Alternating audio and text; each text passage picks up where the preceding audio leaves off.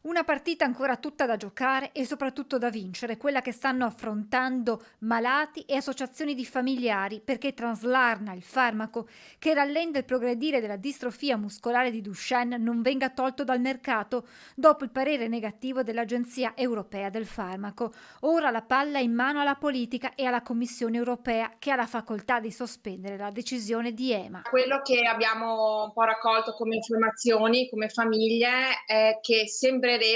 che già soltanto con 4 paesi che decidano di sospendere appunto questa decisione, di questo parere del CHMP, possa esserci la possibilità che si ritorni poi a CHMP a presentare, che questo ecco è quello che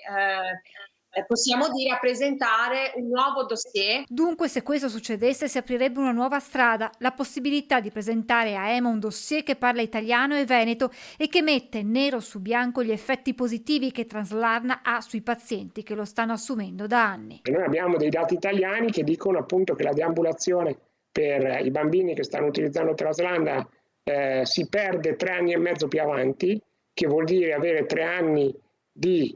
movimento, respirazione, ossigenazione e di funzionalità muscolare. Noi chiediamo ovviamente insieme ai clinici, insieme alle famiglie, insieme alle altre associazioni di poter provare